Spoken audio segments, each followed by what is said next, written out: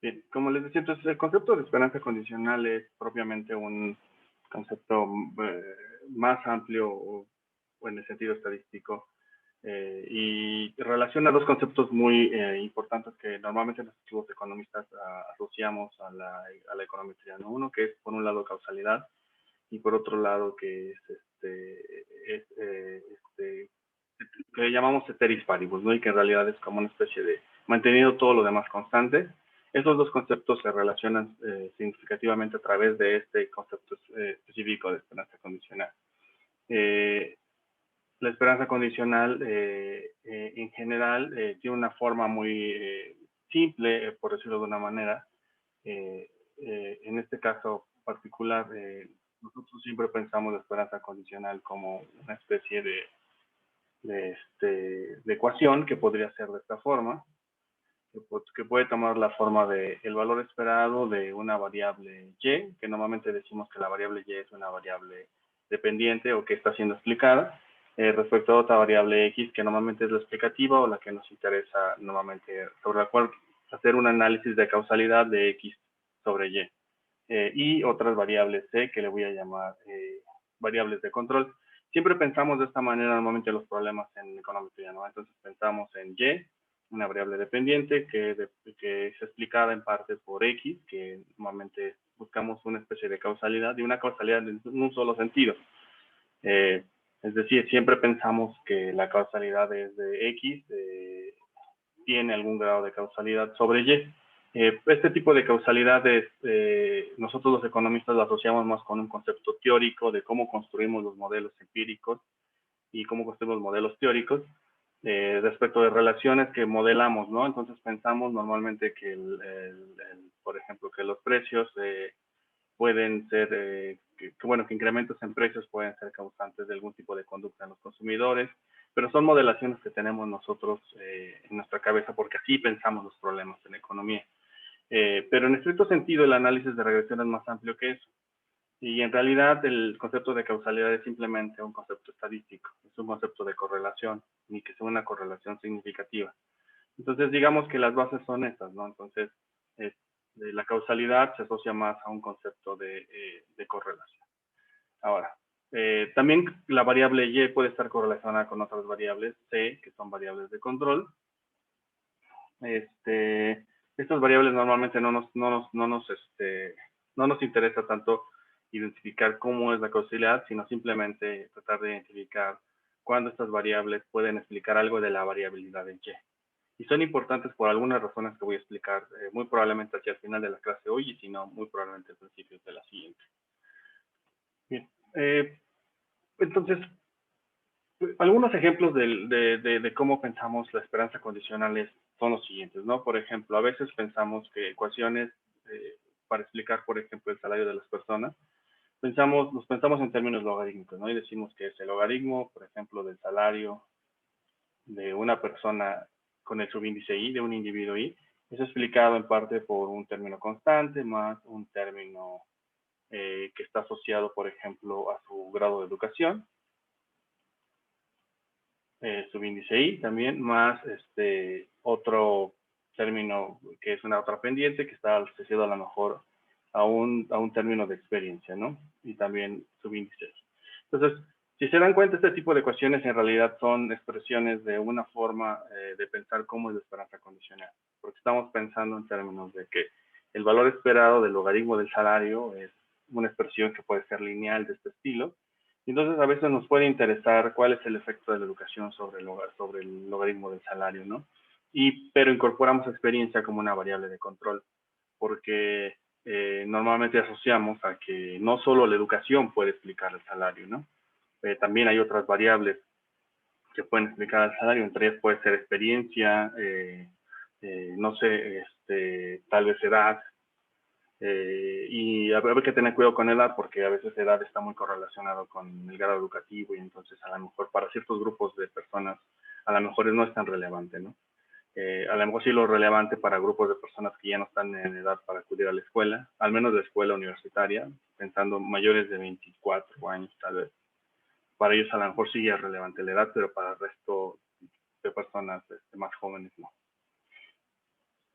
Bien, Entonces, normalmente pensamos así los problemas como un problema de esperanza condicional. Esta es la forma que le llamamos cross section, como la forma en el sentido de que es sección cruzada. Entonces, no nos preocupa el periodo, simplemente es a través de los individuos estamos pensando una esperanza condicional.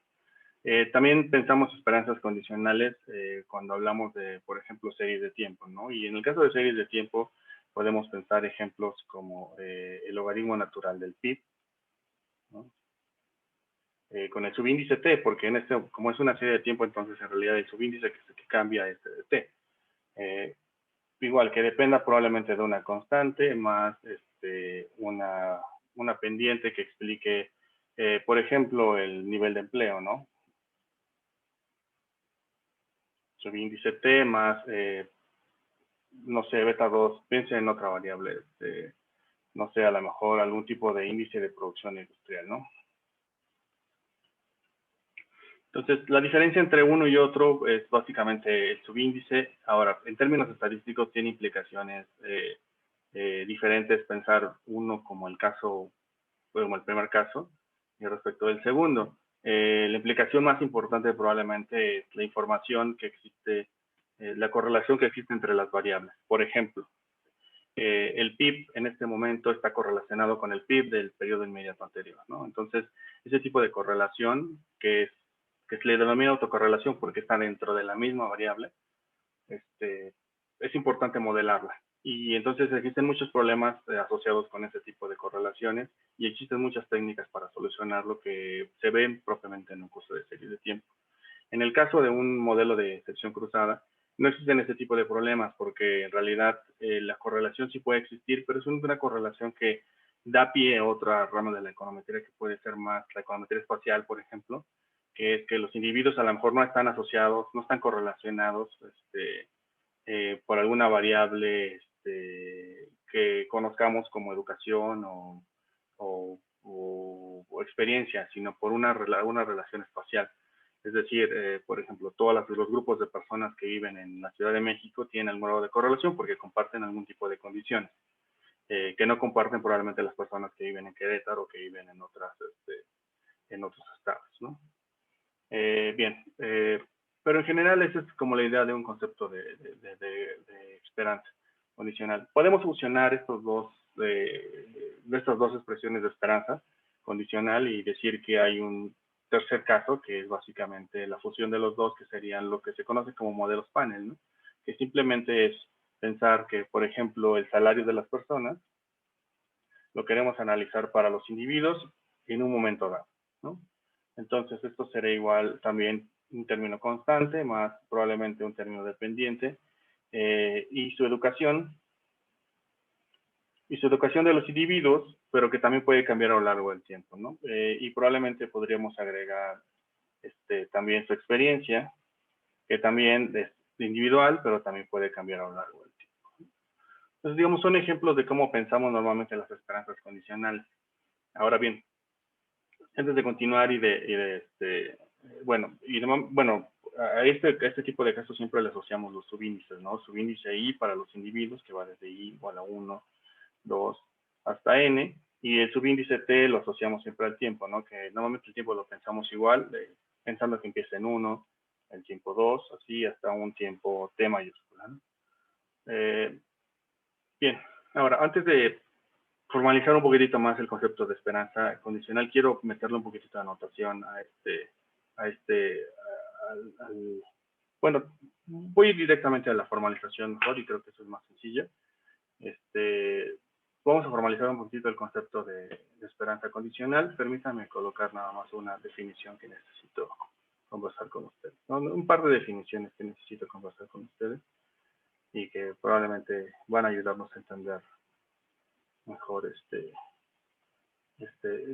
problema.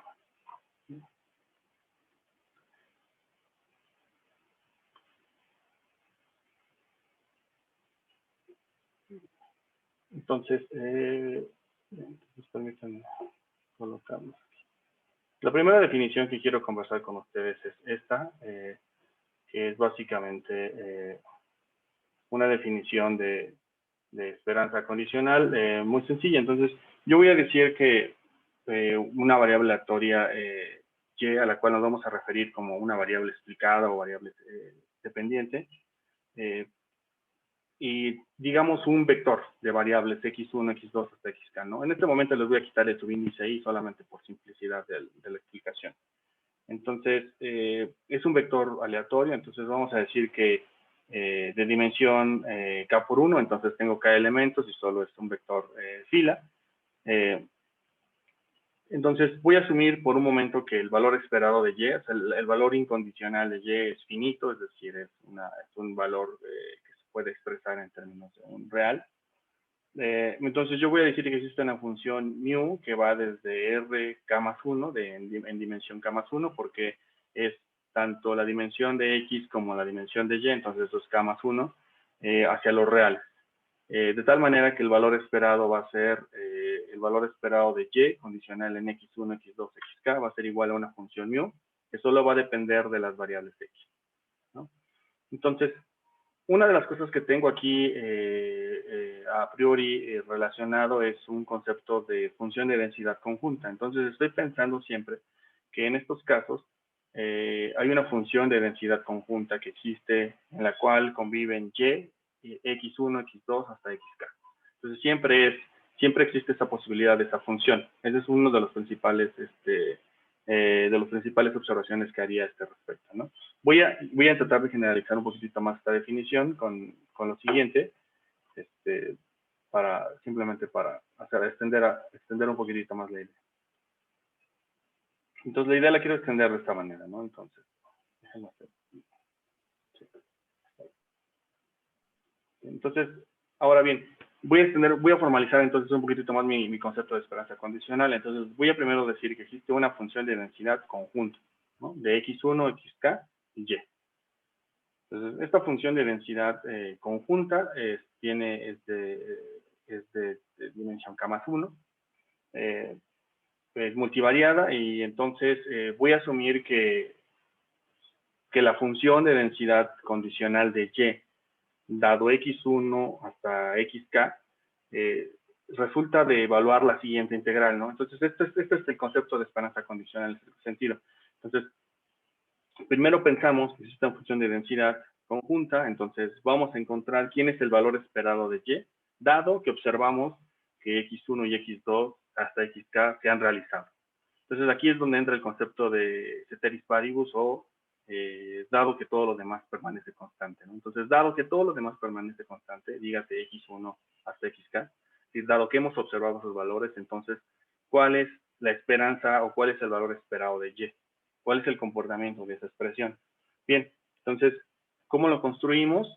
Lo construimos de esta manera, ¿no? Tendríamos que evaluar la integral sobre todo el dominio de y multiplicado por una función de densidad condicional, que sería w, integrando para todo y, ¿no? Entonces, donde w es básicamente una relación de funciones de densidad, que sería la función de densidad conjunta dividida entre la marginal de y. ¿Cómo resulta esta última marginal? Bueno, resulta de integrar toda la función de densidad sobre el dominio de y, ¿sí? Ahora bien, este es el concepto genérico de esperanza condicional. Este concepto de esperanza condicional da pie a múltiples expresiones, muchísimas expresiones. Nosotros en economía solo tomamos un subconjunto muy particular de todas estas expresiones. Y básicamente el subconjunto particular que tomamos son expresiones que tienen una forma muy particular. Entonces, normalmente lo que decimos es, ya sea que utilicemos la notación de mu, de y dado x1, x2 hasta xk, que sería igual a pensar mu de x1, x2 hasta xk, que sería igual a pensarlo como el valor esperado de y condicional en x1, x2 hasta xk. Ya sea que lo veamos de cualquiera de las dos maneras, este tipo de expresiones nosotros en particular vamos a pensar que siempre tienen la forma, ya sea que utilicemos beta 0 o beta 1. Yo ahorita voy a utilizar beta 1 simplemente por la notación que voy a incorporar ahora. Beta 1 más beta 2 x2 más beta 3 x3 más, beta k xk, ¿no? Entonces, vamos a pensar que siempre es posible hacer esto, ¿no? Entonces, pues, si bien lo que estoy haciendo es restringiéndome a un tipo muy particular de funciones de esperanza condicional, bueno, ciertamente sí lo estoy haciendo. Ahora, lo que voy a hacer es, sobre la marcha del curso, es ir extendiendo esta situación. Ahorita voy a pensar modelos de esta manera, luego los voy a extender a modelos que son del tipo no lineal, sobre todo muy relacionados con modelos de selección y modelos de elección binaria, por ejemplo, Probit y Logit. Entonces voy a ir rompiendo esta idea, pero de momento voy a iniciar con esta simplicidad, ¿sí? Bien. Ahora, bien, entonces ahora sí voy a introducir un poquito de notación simplemente para que todos estemos más o menos hablando de la misma idea. Entonces, en general, yo voy a omitir la expresión de esperanza y voy a hacer voy a abusar un poquito de la rotación y voy a decir que en general voy a escribir una ecuación como de esta forma. Voy a decir que y para el individuo i es igual a beta 1 que multiplica a x y 1 más beta 2 que multiplica a x y 2 más un beta k que multiplica a x y k más un término de error. En general yo pienso de esta manera las cosas, ¿no? En general siempre digo, la variable y se puede expresar de esta manera. Entonces pienso y digo, bueno, puedo entonces tomar el valor esperado de y. Bueno, entonces, ¿quién es el valor esperado de y? El valor esperado de y, condicional en que todas las variables x1 hasta xk permanecen fijas, que no hay variaciones sobre ella. Entonces, es condicional en que x y 1, x y 2, hasta x y k se mantienen. Entonces, ¿cómo sería esa expresión? Bueno, la expresión sería muy parecida a lo que tengo arriba, que sería beta 1, x y 1, más beta 2, x y 2, más puntitos, más beta k, x y k. Y el término de error desaparecería, porque uno de los supuestos principales que estoy haciendo y sobre el cual voy a abordar un poquito más adelante, es que estoy asumiendo que el valor esperado de epsilon i, condicional en x y 1, x y k, es igual a 0. ¿Sí? Eso es lo que estoy asumiendo en este punto. ¿Sí? Bien, ¿dudas hasta aquí? ¿Hasta lo que estoy planteando? No, profe. Todo bien. Vale, buenísimo. Vamos bien. Todo bien, gracias. Okay. Entonces, bien, ya formal, digamos, ya poniéndole esta notación, entonces vamos a ir haciendo un poquito de agrupaciones, ¿no? Por ejemplo, entonces, esta expresión que tengo aquí, que voy a subrayar ahorita en verde, esta expresión, toda esta expresión, es para cada uno de los elementos, cada uno de los individuos y 1 hasta n, ¿no? Entonces, voy a agrupar primero esta expresión de cierta manera particular. ¿Qué es lo que voy a hacer primero? Voy a separar esta expresión que tengo de beta 1 por x y 1, así multiplicando cada una de las betas por cada una de las x, la voy a separar en una forma vectorial. Eso se puede hacer de una forma muy sencilla, ¿no? Entonces, voy a retomar esta ecuación y pues entonces lo que puedo decir es que y se puede ver como simplemente tomar el vector fila de todas las variables, que sería x y 1, x y 2, x y k, que multiplica a todo el vector de betas, ¿no? Entonces podría ser un beta 1, un beta 2, hasta un beta k,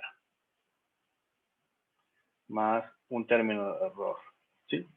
Lo único que hice fue separar, ¿no? Porque yo sé que esa suma se puede ver como el producto punto de los vectores.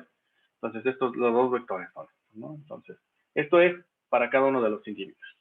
Ahora, digamos que una forma sintética de ver esto, es decir, que yo podría decir que y se puede expresar como un vector x. Entonces, cuando le ponga como estas dos rayitas a la x, quiero decir como una x mayúscula o una x en negrita, una x y traspuesta que multiplica a un vector beta, que igual le voy a poner así como, este es un vector beta mayúsculo, o bueno, no en mayúscula, sino en negrita, más un término de error, ¿no? Entonces es como la forma más simple de pensar una ecuación de regresión. Ahora, bueno, más que de regresión, esta es una ecuación esta es una formalización teórica de cómo creo yo que se comporta Y. Cuando tomo el valor esperado es cuando esto se vuelve una ecuación de regresión. En este punto simplemente es una formalización de cómo creo que es el comportamiento de Y. ¿Sí? Ahora bien, entonces puedo apilar entonces, si esto es para cada uno de los individuos Y, entonces puedo poner en orden y puedo poner primero al individuo 1, luego al individuo 2, apilarlos en un vector que voy a denominar como Y grande, como Y en mayúscula. Entonces puedo decir que hay un vector Y o Y donde puedo agrupar a toda la información, por ejemplo, la información para el individuo 1, Y para el individuo 2, Y para el individuo 3, así hasta Y para el individuo N, ¿no? Entonces, de esta manera puedo poner toda la información de Y. Lo mismo puedo hacer para X, ¿no? Entonces, para X yo puedo agrupar toda la información de cada uno de los individuos y le voy a poner como una X también en negrita. Bueno, también un X así también en negrita. Entonces, digamos que entonces esta X se podría ver de esta manera, ¿no? Se podría ver entonces como X del individuo 1, su variable 1, luego X del individuo 1, pero su variable 2, y así me voy hasta X del individuo 1, pero su variable K. Luego tendría en el segundo renglón al individuo 2, que sería X del individuo 2, pero su variable 1, X del individuo 2, pero su variable 2, así hasta X del individuo 2, pero su variable K. Hacia abajo tendría entonces X del individuo 3, su variable 1, X del individuo 3, su variable 2, hasta X del individuo 3, su variable K. Y hacia abajo entonces tendría yo X del individuo enésimo, su variable 1, X del individuo enésimo, su variable 2, hasta X del individuo enésimo, su variable K. ¿Sí? Esta sería una matriz X, donde puedo obtener toda la información. Bien. Ahora, también puedo hacer lo mismo para epsilon, ¿no? Epsilon no tendría ningún problema en que yo hiciera lo mismo. Entonces, para epsilon puedo hacer lo mismo.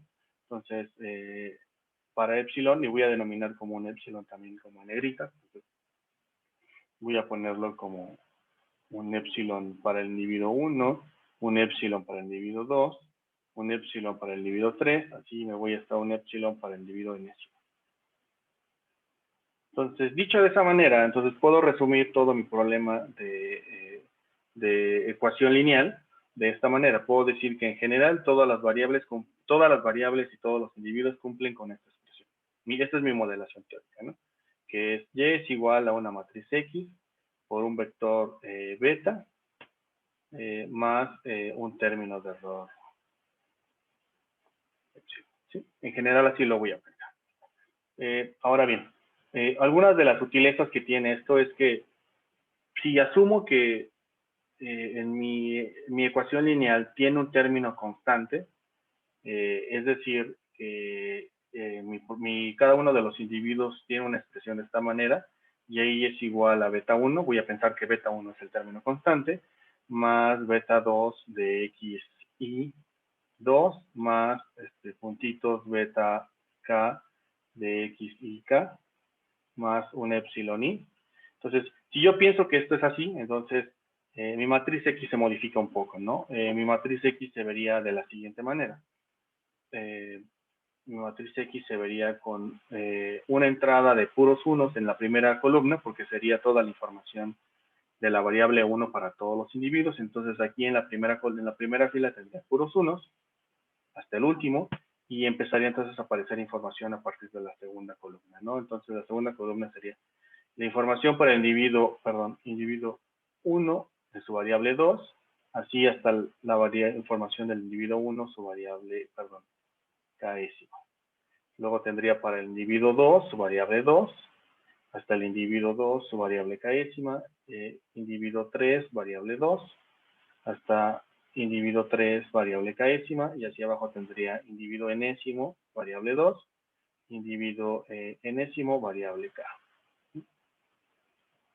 Esta es una forma de ver ahora la matriz X, siempre que piense yo que tiene un término constante mi ecuación lineal. ¿Sí? Ahora bien, esto es simplemente notación hasta este punto, ¿no? Bien, cuando tomamos entonces, cuando tomamos el valor esperado, entonces lo podemos tomar también para su expresión más general, que era la ecuación que había mostrado en términos de vectores y matrices. Entonces, puedo decir que el valor esperado del vector y, el que contiene toda la información, sería, pero ahora sería condicional a toda la matriz X, sería de la forma X por beta, ¿no? Entonces, vamos a decir que esta es la ecuación de regresión multivariada o generalizada para los modelos lineales que vamos a ver en esta primera parte del curso. Bien. Entonces, quiero introducir ahora un concepto que es efectos marginales, solamente para cerrar esta parte introductoria de notación.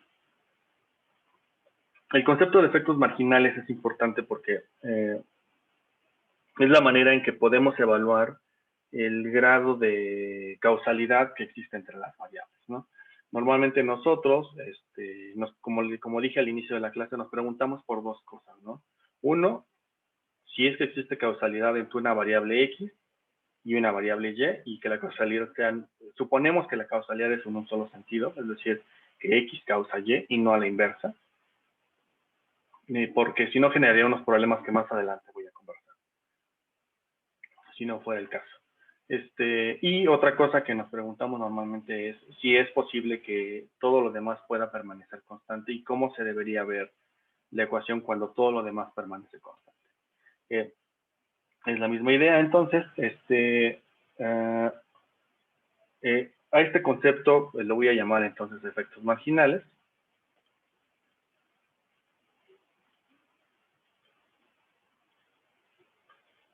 Y los efectos marginales tienen la intención de preguntarse la siguiente, de preguntarse lo siguiente que voy a poner en esta definición, que es una definición, no es tan amplia como yo quisiera porque hay muchísimos casos particulares, pero digamos que estos son los dos casos más comunes que ustedes se van a encontrar cuando evalúen regresiones.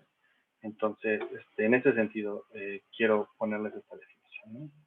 Entonces, bien, la definición es la siguiente, ¿no? Entonces, yo voy a decir que el efecto marginal de una variable xk, la que sea, quien sea dentro del set de x, la x que ustedes quieran, como a la derivada parcial que está expresada por esto, ¿no? Entonces, el efecto marginal de k va a estar dado por la derivada parcial del valor esperado respecto de la variable que ustedes quieran evaluar, ¿no?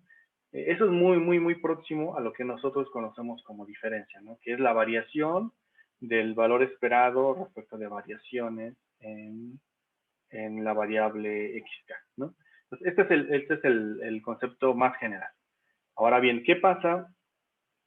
¿Cuál es una de las restricciones que tiene esta definición? Y probablemente más que restricción lo pondría como observaciones. ¿Cuál es la primera observación o cuál es la observación que le pondría yo a esta definición? Uno, bueno, y probablemente es la única en este momento, es que está asumiendo que xk es una variable aleatoria continua, ¿no? Ese es el principal supuesto detrás, ¿no? Salvo por la última línea, ¿no? Que puede ser discreta, pero ahorita quiero establecer por qué, a qué me refiero con que sea continua en términos de que, ¿no? Y entonces, digamos que ese es el principal supuesto, que estos son para variables que pueden tener variaciones continuas. Y en estos ejemplos caben muchos casos, ¿no? La edad, a pesar de que tiene variaciones discretas, la podemos pensar como variaciones continuas, porque en realidad, cada momento que pasa, en realidad nuestra edad va incrementando. Lo que pasa es que nosotros, por convención, solemos contabilizarla en términos anuales y no en términos del tiempo que va transcurriendo en realidad, ¿no? En este supuesto caben muchísimas variables. ¿Quiénes no caben en este tipo de supuestos? Variables dicotómicas, ¿no? Que también podemos utilizar en el análisis de regresión. ¿Como quién? ¿Como qué tipo de variables? Bueno, por ejemplo, condiciones de etnicidad, por ejemplo. Si hablas o no hablas una lengua indígena, es probablemente una variable dicotómica o categórica en algún sentido. Si cumples o no cumples con alguna característica para un programa social. Por ejemplo, vivir o no vivir en alguna zona particular que se esté impulsando a través de un programa social. O pertenecer o no pertenecer a un grupo de edad. Este tipo de variables categóricas no se pueden evaluar con este efecto marginal que tengo puesto aquí, ¿no? El efecto marginal propiamente dicho para esos casos cambia ligeramente y lo pondría de esta manera.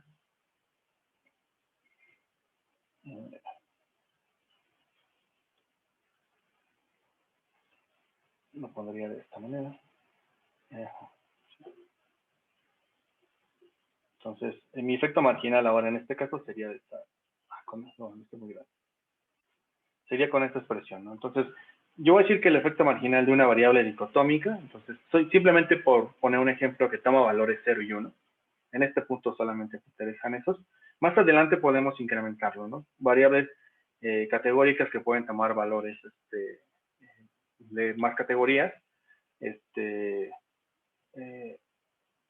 como la diferencia entre el valor esperado de y condicional en que x toma el valor 1 menos el valor esperado condicional en que x toma el valor de 0, ¿no? Lo cual suena más o menos obvio, ¿no? Es decir, ¿cuál es el efecto marginal de la variable, por ejemplo, de hablar o no hablar una lengua indígena sobre una ecuación de salarios, por ejemplo? Bueno, sería la diferencia salarial simplemente de las personas que cumplen con la condición de tener la condición de hablar una lengua indígena respecto de las personas que no tienen esa condición.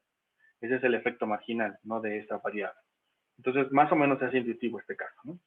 Veamos un par de ejemplos para entender, tratar de entender un poquito más cómo es el concepto de efecto marginal, ¿no?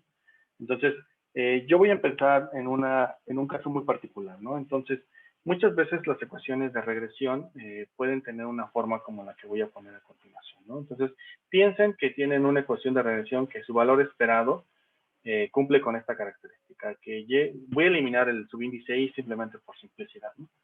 Entonces, piensen que la variable y condicional en x1, x2, así hasta xk, tiene una forma de este estilo, ¿no? Tiene una forma del tipo, es el número, es el exponencial de toda esta expresión, que sigue a beta 1 más beta 2, x2 más beta k, xk. Piensen que cuando ustedes tomaron el valor esperado, resultó ser que la expresión generada daba como resultado esto, ¿no? Bien, ¿qué tipo de expresiones son estas? Son expresiones, son soluciones de ecuaciones, bueno, son ecuaciones muy particulares asociadas a ecuaciones diferenciales. Pero bueno, más adelante voy a ver un poquitito más de ejemplos respecto a esto. O muy probablemente lo vieron en estadística también, cómo llegar a expresiones como esta. Bien, entonces, digamos que el valor esperado dio como resultado eso, ¿no? Entonces, preguntémonos, por ejemplo, ¿cuál es el efecto marginal de x2? ¿No? Es algo muy sencillo, ¿no? Pero digamos que me voy a preguntar por el efecto marginal de x2 a través de una transformación. Que voy a utilizar en este caso, que sería la transformación logarítmica. Entonces, yo voy a tomar el logaritmo de la expresión para simplificar un poquitito la expresión. Entonces, lo que voy a hacer es tomo el valor logaritmo del valor esperado. Entonces, tomo el valor esperado. Borrar esto. Entonces, voy a tomar el logaritmo del valor esperado de esta expresión, que sería el logaritmo del valor esperado de y condicional en, voy a ponerle un puntito simplemente por no cargar toda la expresión, y esto sería igual a beta 1 más beta 2 x2 más puntitos más beta k xk.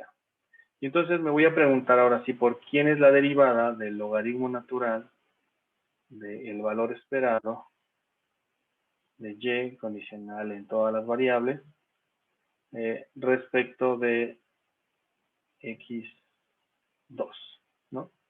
Eso es lo que me voy a preguntar en este caso. Bien. Ahora bien, ¿quién sería el valor? ¿Quién sería esta derivada? Bueno, esta derivada daría como resultado que esto sería igual simplemente a beta 2, ¿no? Ese sería el caso. Muy sencillo, ¿no? Ahora bien, ¿qué pasa? Veamos otro ejemplo ahora, simplemente para ilustrar este caso, ¿no? Voy a hacer una modificación ligera de este problema y voy a pensar que en realidad el valor esperado, cuando tomé el valor esperado, me daba una expresión como este estilo. Vamos a pensar que el valor esperado me daba una expresión de este estilo, que era el valor esperado de y condicional en todas las variables, voy a poner simplemente el puntito, daba una expresión beta 1 más beta 2 del logaritmo natural de, no, igual le voy a dejar en términos de el exponencial, simplemente para hacerlo simple.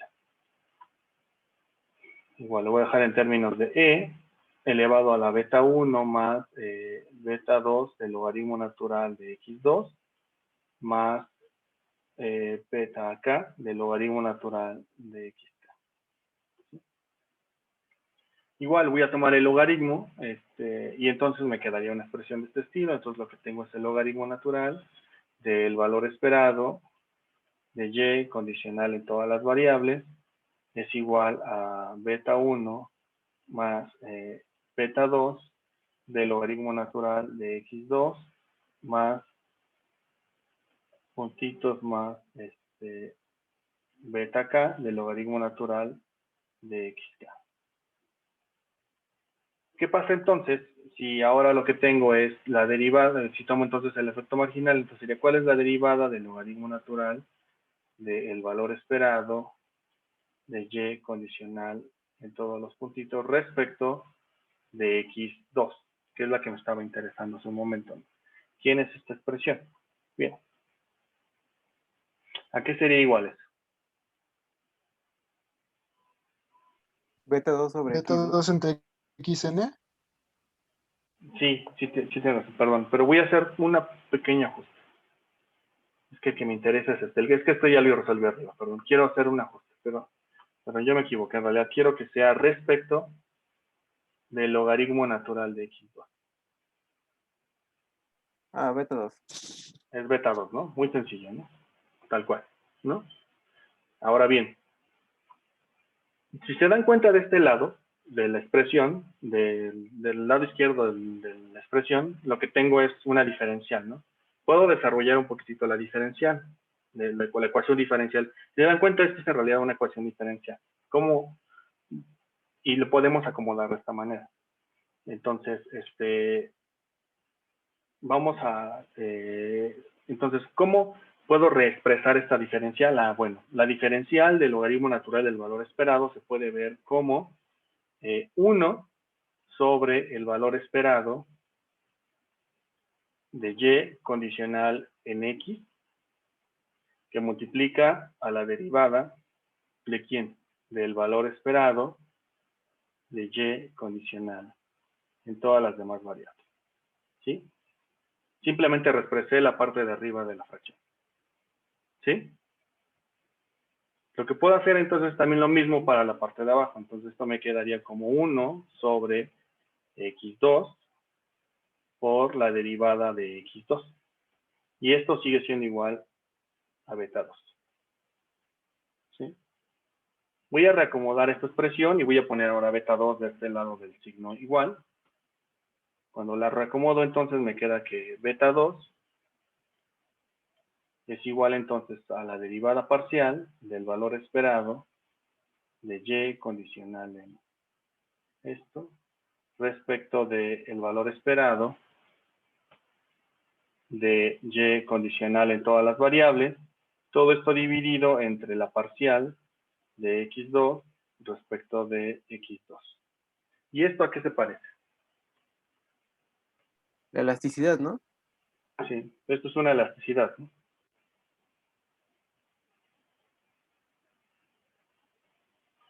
¿Sí? Entonces, una de las conclusiones de los efectos marginales es que si nuestro valor esperado se puede expresar como una expresión que voy a, con las fuerzas de ahorita en rojo, si esta es la forma en que puede tomar la expresión, entonces la derivada de la forma logarítmica de ese valor esperado sería igual a una ¿cómo se llama? A una elasticidad, ¿sí? Digamos que en términos generales esa sería la idea, ¿no? Que eso es lo que a veces nos sirve también. ¿Vale? ¿Dudas hasta aquí? Vale. Bien, en las notas les dejo ahí unos pequeños ejercicios para calcular efectos marginales. Algunos de estos ejemplos están asociados también con variables dicotómicas. Si ustedes revisan tal vez Green, tiene una explicación también interesante de cómo es el efecto marginal para las dicotómicas. Está bien interesante cómo lo ve él también. Entonces, bien, por ahí es un tiempo para revisar esos temas también. Bien, entonces, quiero cerrar un poquitito de la idea de mi introducción del curso, que básicamente fueron dos temas, que es, bueno, tres temas en realidad. Un poquito el concepto de esperanza condicional, y cómo es que el concepto de esperanza condicional en realidad se relaciona con el concepto de regresión, y que el concepto de regresión en realidad es un subconjunto del concepto de esperanza condicional. 2, introdujo un poco de notación matricial, y 3, el concepto de efecto marginal, ¿no? Que en realidad es como vamos a evaluar normalmente nuestros resultados en regresión. Nos vamos a preguntar sobre efectos marginales, no sobre el efecto directo, no nos vamos a preguntar sobre las variaciones. Es muy probablemente lo más interesante. Bien, no sé si tengan alguna duda aquí, si no quiero empezar a desarrollar un poquitito más sobre el modelo lineal clásico y propiamente dicho, mínimos cuadrados ordinarios. Todo bien, profesor. Ok, vale. Entonces vamos a entrarle. Vale, ok.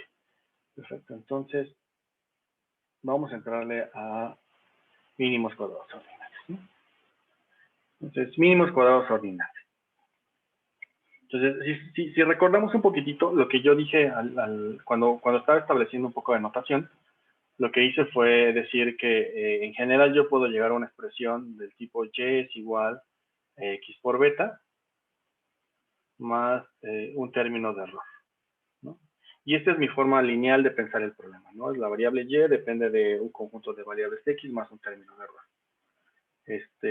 Si esto es para todo, entonces, perdón, ya no va el subíndice y el aquí. Si esto es para todos los elementos, entonces para cada uno de los elementos en la muestra puedo decir que epsilon i en realidad es igual a yi menos x y traspuesto por beta, ¿no? Para cada uno de los elementos esto es cierto. Bien.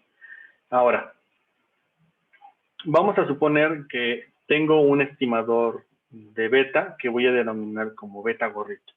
Entonces, mi estimador de beta va a ser beta gorrito, es un estimador de beta, del verdadero parámetro beta. Entonces, tengo una forma funcional para beta que todavía no he expresado, pero esa es la que quiero encontrar. Quiero encontrar quién es un buen estimador para beta. Y le voy a dar algunas características más adelante. Entonces, supongamos que beta es eso. Entonces, si beta es un estimador, beta gorrito es un estimador de beta, entonces es posible que yo pueda encontrar una expresión que cumpla con esta condición. Es posible que yo encuentre que y es igual a x y por beta gorrito más un componente y que voy a denominar como una especie de error, ¿no? Entonces, como beta gorrito es un estimador de beta, entonces ciertamente me puedo equivocar un poco. Me voy a equivocar tanto como capture, ¿no? Tanto como vaya aproximar. Entonces, noten que la diferencia entre la forma que está escrita arriba y la forma que voy a escribir a continuación es básicamente que cuando me refiera yo al estimador voy a utilizar e. Entonces yo voy a decir que EI también es igual a YI menos X y por beta gorrito. ¿Sí? Entonces digamos que tengo dos expresiones para decir más o menos lo mismo, ¿no? En el primer caso lo que estoy diciendo es En general, yo sé que el comportamiento es de una forma, pero lo puedo expresar de otra manera. Dicho en otras palabras, lo que estaría yo diciendo con estas ecuaciones que acabo de describir es que a la variable y la puedo siempre descomponer de dos maneras, ¿no? Uno, por su forma que sería de este estilo, utilizando el verdadero valor de beta. Siempre la puedo descomponer de esto. O que también la puedo descomponer utilizando una aproximación de beta, que sería un beta gorrito, más un término y de error, ¿sí? Entonces, cualquiera de las dos formas que yo utilice son una forma para descomponer a la variable y. El tema es que en realidad yo no sé quién es el verdadero valor beta, porque ese es un valor poblacional. Acuérdense que estamos en el mundo de la inferencia estadística, ¿no? En el mundo de la inferencia estadística, lo que sabemos es que tenemos muestreos aleatorios tomados de una distribución poblacional dada. Entonces, con ese muestreo queremos inferir valores de los parámetros reales de la población. Entonces, como no tenemos toda la información de la población, si tuviéramos toda la información de la población, podríamos utilizar simplemente el lado, esta parte que voy a subrayar, pero no lo tenemos, ¿no? Porque solo tenemos un muestreo aleatorio. Entonces, como tenemos un muestreo, entonces tenemos que irnos por este camino. ¿Bien? Entonces, dado esa restricción que tenemos de muestreo, vamos a irnos por este camino. Ahora, noten que aquí en este punto, una de las observaciones que quiero dejar en este punto es que, y probablemente es la más importante de todas las observaciones, es que estamos suponiendo que siempre estamos trabajando con muestras aleatorias. Eso es bien complicado, porque nosotros en economía y en general en ciencias sociales no podemos trabajar con muestras aleatorias. No, bueno, no trabajamos normalmente con muestras aleatorias, trabajamos con lo que existe, ¿no? Y asumimos que eso es un muestreo aleatorio. Muy probablemente la gente que hace economía experimental o behavioral economics sí tiene más oportunidad de trabajar con muestras aleatorias porque aleatoriza sus experimentos y entonces puede generar este tipo de información de forma aleatoria. La gente también que trabaja con encuestas también lo puede hacer. Nosotros vamos a trabajar con algunos datos de encuestas más adelante, entonces cuando trabajemos con encuestas, digamos que este supuesto va a estar solventado, pero cuando trabajamos con datos, por ejemplo, imagínense que toman la información solamente de la Ciudad de México para hacer una estimación. En realidad ahí no hay un muestreo aleatorio. Ustedes impusieron que la información iba a ser solamente de la Ciudad de México, ¿no? Por alguna razón específica, no sé, por limitación de información, que puede ser alguna de las razones. Entonces, bien. Entonces, dado que tenemos un muestreo aleatorio, nos vamos a ir por el camino que está subrayado en verde. Entonces, ahora bien, voy a entonces construir un estimador, una forma funcional para beta, que sea un estimador de beta poblacional. Bien, ¿cómo lo voy a construir? Lo voy a construir utilizando un principio muy sencillo que ustedes debieron haber visto probablemente en la econometría 1, que es utilizar un problema de minimización de distancia. ¿Sí? Bien, ¿qué consiste el problema de distancias al que me estoy refiriendo? Es el siguiente. Normalmente cuando nosotros pensamos un problema de regresión, lo pensamos en términos de scatter plots, ¿no? Entonces, normalmente tenemos un eje X y un eje Y pensamos siempre problemas en términos de scatter plot y siempre pensamos que la distribución de los datos se ve como una especie de nube en la cual existe una correlación. Vamos a pensar que una correlación positiva. Entonces, supongamos que este es nuestro scatter plot de X y Y. Y normalmente pensamos que podemos atravesar a lo largo de estos datos una ecuación de regresión, la cual digamos que pasa por aquí. Y esta ecuación de regresión es de la forma y igual a x por beta. Siempre asumimos que esto es posible. Bien, entonces, lo que hacemos normalmente es, entonces, para encontrar esta y, se trata simplemente de un juego de encontrar cuál es la recta que genera que todas las distancias que existen entre la recta y cualquiera de los puntos, es decir, toda la distancia que exista de este punto a la recta, esta distancia, que voy a denominar como E subíndice I, todas estas distancias sean lo más pequeñas posibles, ¿no? Ahora bien, si yo tomo los valores tal cual salen, es decir, tal cual tomando todas las diferencias entre la recta roja y los puntos blancos, si yo tomo todos esos valores así como diferencia sin ningún tipo de transformación, tendré yo un problema porque en realidad esas diferencias en realidad no son una distancia. Entonces lo que voy a hacer es utilizar una función, una norma, que me permita aproximar esas diferencias como una distancia, en términos estrictamente matemáticos, de una norma, ¿no? Entonces, ¿cuáles son las normas más comunes que ustedes conocen? La más básica es el valor absoluto, ¿no? Esa es la norma más simple que ustedes conocen.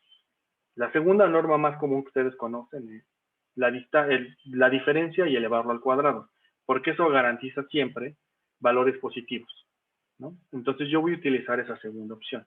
Voy a tomar las diferencias, entonces voy a tomar todas las diferencias que existan entre el valor y real menos un y estimado, que simplemente puedo ver como que es el valor de x por beta menos el valor de x por un beta gorrito, y amigo lo voy a llamar EI. Bien, entonces voy a tomar todos los EI y los voy a elevar al cuadrado. Entonces voy a tomar los EI elevados al cuadrado y esto va a garantizar que siempre va a ser mayor o igual que cero, ¿no? Cada uno de los elementos. Entonces, utilizando ese principio de que elevarlos al cuadrado genera una norma, bueno, después con calma pueden mostrar que es una norma que cumple con las propiedades de una norma, que es siempre positivo, que la norma en cero es igual a cero y que cumple la desigualdad del triángulo. Luego se pueden dar una divertida con eso, pero bueno. En general, la norma de que voy a tomar es esto.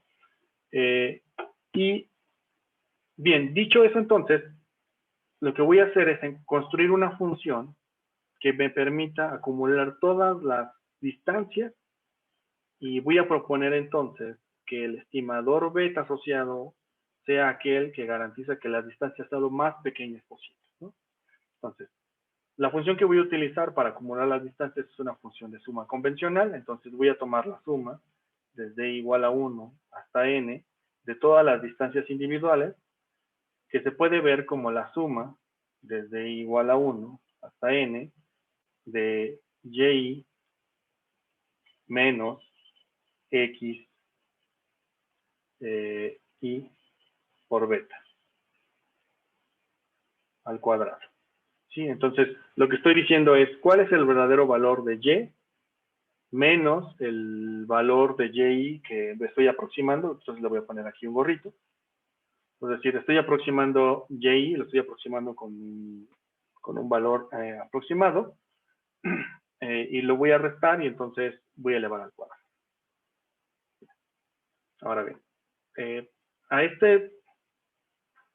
este componente lo puedo acomodar de la siguiente manera. Voy a decir que entonces mi problema consiste en minimizar, ¿no? Es un problema de minimización.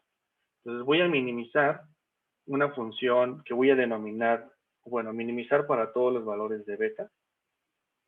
Una buena función que voy a denominar S de beta. Es una función S de beta que va a ser igual a minimizar la suma desde i igual a 1 hasta n de todas las distancias y menos x y por beta al cuadrado, ¿sí? Ahora voy a hacer un pequeño arreglo en este punto, ¿no? Y con eso quiero terminar la clase. Mi arreglo es este, es muy sencilla mi arreglo. Es decir, puedo tomar todas las distancias, la suma desde igual a 1 hasta n, de y menos x y traspuesto por beta al cuadrado. Esto se puede ver simplemente como la suma, como ya había dicho, la suma de los EI al cuadrado, pero entonces esto es igual a tomar EI al cuadrado, perdón, E1 al cuadrado más E2 al cuadrado más puntitos EN mayúscula, perdón, al cuadrado, ¿sí? Como tengo la suma elevados al cuadrado, entonces eso lo puedo simplemente resumir como tomar E1, E2, hasta EN mayúscula, que multiplica en forma fila, que multiplica un vector columna, que sería E1 E2 hasta EE. ¿Sí? Simplemente la suma la separé como el producto punto de dos vectores. Bien, entonces voy a denominar como E en negrita a todo el vector fila traspuesto multiplicado a este vector color. Entonces mi problema de minimización va a ser algo más sencillo, va a ser, quiero minimizar entonces, minimizar para todos los valores de beta, E traspuesto por E. Pero ¿quién es E en estricto sentido? Y aquí me quedo, ¿no? E es igual a Y menos X por beta gorrito, traspuesto, que multiplica a Y menos X por beta gorrito. Si lo queremos ver de esta manera. ¿Sí? Y aquí me quedo simplemente. Y a partir de aquí continúo la siguiente clase. ¿Vale? ¿Alguna duda hasta aquí? No, ninguna. No, profe. Bien, Perfecto. profe. Bien, profe. Buenísimo. Entonces, la siguiente clase resolvemos este problema de minimización. Encontramos una expresión para beta gorrito, una aproximación, y luego de eso vemos algunas propiedades para ese estimador que nos resulta, ¿no? Bien. Pues bueno, si no tienen más comentarios, nos vemos en la siguiente clase. Hola, profesor, muchas gracias. Tengo Está una bien, duda. profe. Dijo que nos iba a dejar ejercicios. Perdón, ¿quién me preguntó? ¿Paola fue? Ah, ¿Quién yo. fue? Sí. Es que comentó que iba a dejar unos ejercicios en las notas, ¿verdad? Sí, en las notas vienen algunos ejercicios. Ok. Si pueden echarle un ojo, está bien. Y muy probablemente muchos de esos los voy a rescatar para su tarea examen final, entonces, o muy parecidos. Entonces, si pueden echarle un ojo, vayan a echarle un ojo para más o menos saber de qué viene su Ok. tarea examen, Muchas ¿vale? gracias. Ok, Está bien, profe, gracias. Hasta luego. bueno, entonces, hasta luego.